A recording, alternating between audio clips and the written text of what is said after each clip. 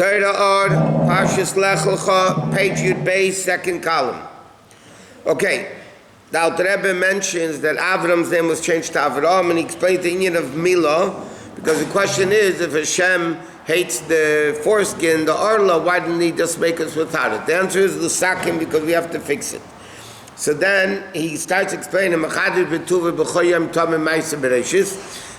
constantly renews creation, and he says, basically, you need separations between the pareches, between the Kodesh HaKadoshim and the Kodesh, or, as he's starting to explain now, you have different levels of separations.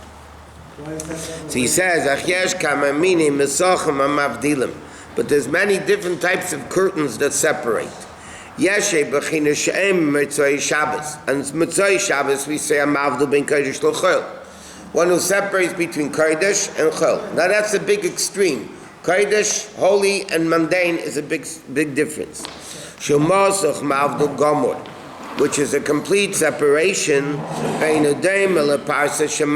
Kodesh to Kodesh HaKadoshim. Yesterday we learned there's a covering that separates between the Holy of Holies and the Holies. That's a separation within Kedusha, a higher level of Kedusha, lower level of Kedusha. When you have a separation between Kodesh to Chol, it's a much greater separation than from Kodesh to Kodesh. Because in Kedusha, it's just the same level of Kedusha, just a little bit less. Even after the curtain, it's still Kodesh. Like we say, by Yom Tiv, a mavdul ben Kodesh to Kodesh. When Shabbos goes into Yom Tiv, it's a mavdul ben Kodesh to Kodesh. They're both Kodesh, just a little more Kodesh, a little less Kodesh. But when we're talking about ben Kodesh to Chol, it's a cover, it conceals and blocks and covers the light to such an extent that it becomes mamish, a separated entity. In other words, sometimes you can have a curtain that you don't even realize there's light there. You can have a curtain it makes a little bit less light. But then you can have a cover that's so thick that the other side, you don't even realize. That's that separation between Kodesh and Chol. Chol means you don't even realize the existence of Hashem. Now how could that come from Kodesh? So the answer is, there's a concept that's called a mavdal, of a masach, the curtain. Like the external chambers of evil. Hamagbiyim esatim, that the ego themselves, to say li ya'edi, vani asasina, the Nile is mine and I made myself, like Pari said, al shava'at machayes kulam. But the truth is that even that level of klipa, Hashem also sustains. Who sustains that level that says there is no God? That level of somebody that's also sustained by Hashem. And certain times they call him the God of the gods. Sometimes even evil, they don't deny the existence of Hashem. They don't deny the existence of Hashem. They say God is the God of the gods, but there's also a God along the way also that I need to worship. Meaning, that the forever is Hashem's kindness. From world to world until it becomes Elokeho Elokim, meaning concerning this cover of concealment that covers completely. That's what the pasuk says, Al b'shamayim kaderis, I'm going to dress up the heaven with pots, meaning with complete covering. The Rambam says, interesting thing, he says, where did idol worshiping begin in the world? Beginning of Saved Zorah, the Rambam says, like, if everything was godly, everybody had connection, how did idol worshiping start, come into existence? So the Rambam says, in the days of Enosh, which is one of the kids along the line over there, he made a very big mistake. People believed in God, but they said, if the sun and the moon give us light and this, and we should also give them thanks. Not instead of God, in addition to God. Just like Hashem is everything, but let's be realistic. They're sustaining us, the sun, the moon, all the other things. So we should thank them. What happened after a while? After a while, it got to a point that people started forgetting about God and only think those things because they were more tangible. So Avodah Zarah didn't begin stam with people worshiping idols. It began by people adding that instead of, like Chassidus explains, it's only the Gegars and Biyad HaChaitziv, instead of realizing, you don't thank the sun and the moon, because that's only like the chopper, the axe in the hand of the chopper, you don't thank the axe, because the axe has no free choice. Their mistake was they thought these things have free choice. Isn't it paradoxical that people that don't believe in God, like Indians, Buddhists, much more peaceful than people who purely believe in God, like the Arabs? First of all, who said they don't believe in God? Their God is Buddha. They believe in many gods. Okay, so... But they seem to be a lot of... They're pure evil are the people who purely believe in God. Right now.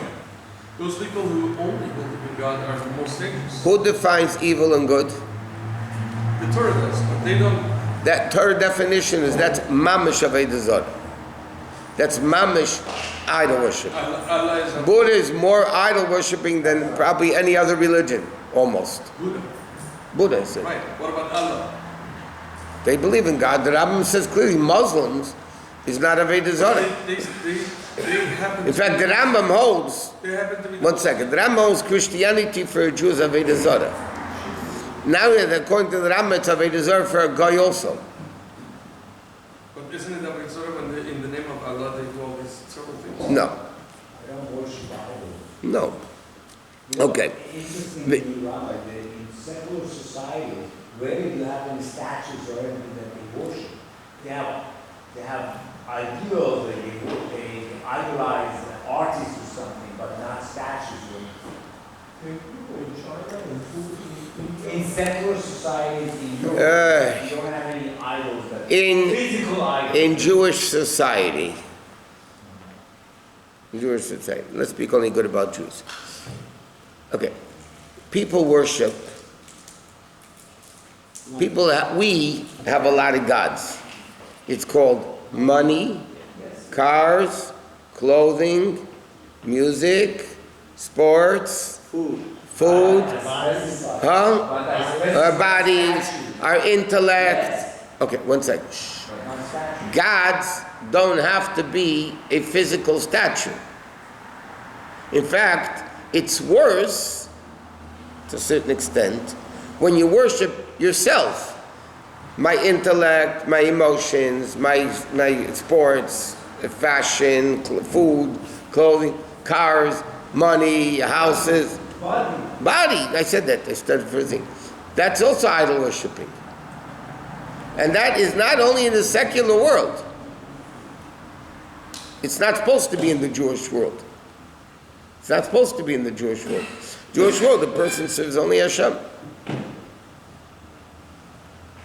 Okay, let's go right. V'nei chin is chol, even in this level of chol, that we say amavdol ben kodesh l'chol, yesh beis b'chinas. There's two levels of chol, of weekday, mundane. One is chol gomor, okay? Heichal is the noiga, which is the chambers of klipas noiga, the kodola elokadolakai that they call God, the God of the gods. But there's a second level that's called chulin shenas al taras hakodesh. There's a level of chol. The Gemara says there's kodesh like truma, karbonis. Those are things that are called kodesh. And then there's chulin, the regular stuff that you eat. You know, it's not truma, meiser. So many tzaddikim, the Gemara says, in the time of the Gemara, they used to eat chulin al taras hakodesh. They would only eat. Even their everyday food, they ate it in the same level of purity that they would eat truma or anything else of hegdish that had certain restrictions. So there is taras hakodesh, it's chol, and he gives example, chol hamoed. Chol hamoed is chol, but it's yomtiv, it's kodesh, it's holy. He says, the Hainosh Nim Shecharim Mikdush Bechinis Beto Kam B'Chol. What is Chol HaMoed? That the level of Kedusha also reveals itself in the level of Chol. So it's not real Chol, it's not real weekday. Aidei Shmir Shabbos, just say by keeping Shabbos properly, Yasha Ara B'Sheshis Me'achol. The 6 days get their existence from Shabbos. Like he says, Gimel Yomim Rishenim, the first 3 days of the week, Sunday, Monday, and Tuesday, get the Chayis from the Shabbos before. The Gimel Yomim Achreinim MiShabbos Haba. Wednesday, Thursday, and Friday is from the. In other words, like this. There's a number of aspects of Shabbos. Shabbos is the last day of the week, from one aspect, 7th day of the week. According to Torah, Yom HaShvi is Shabbos. That elevates all the previous 6 days, and it benches Shabbos Minei Mizbarchim Kol Yom, and there it says, Shabbos is the bracha for the following week. So you have Shabbos elevating the previous week, giving the bracha for the next week. That's one aspect of Shabbos. Then there's another aspect of Shabbos that's the focal point of the week.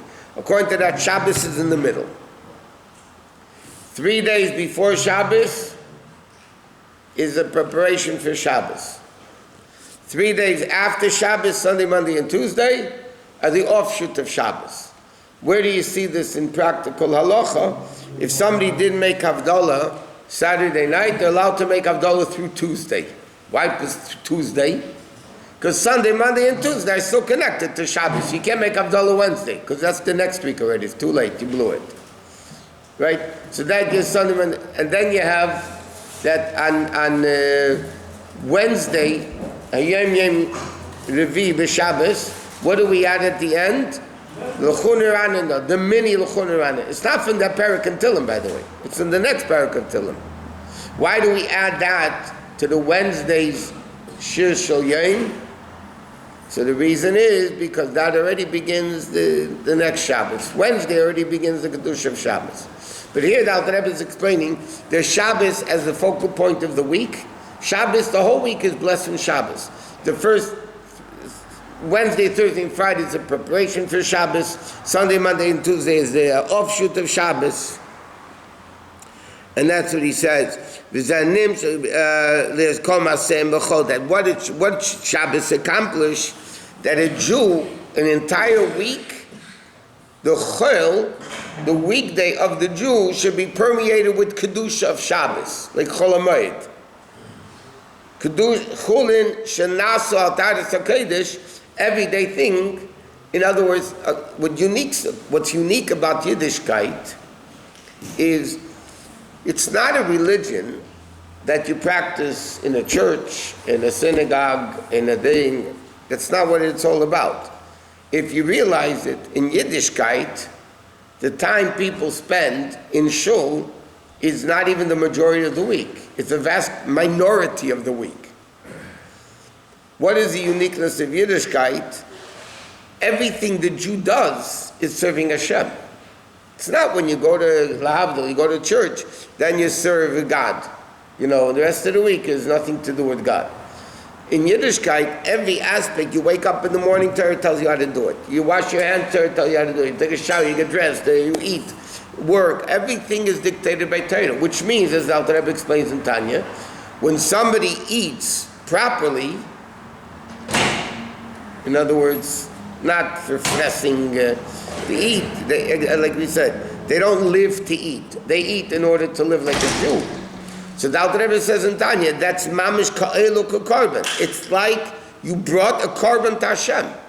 Not only a regular korban eilu, the holiest of all korbanos, kachim. The holy of holies, the holiest type of a korban, which is a complete burnt offering, that is the avodah when a person eats properly. Judaism is not a religion, it's a way of life. It's not a religion. Religions are practiced in a building once a week or whatever. Yiddishkeit is a way of life, but the uniqueness of it is every mundane action we do is really serving Hashem. If a person, let's say, goes to the gym, you have many types of people go to the gym. But generally speaking, some people go to the gym to be healthy. Okay? Other people go to them because they worship their body. They worship their body. It's all about the body. That's Avodah Zarah. That's worshiping. You're worshiping an idol. The idol happens to be your body. You go to the gym because you want to work out, you want to be healthy, that's a different story. Then that's Kedusha. Then working out in the gym is Kedusha, if that's the intent. Sometimes it's a very fine line with the person does.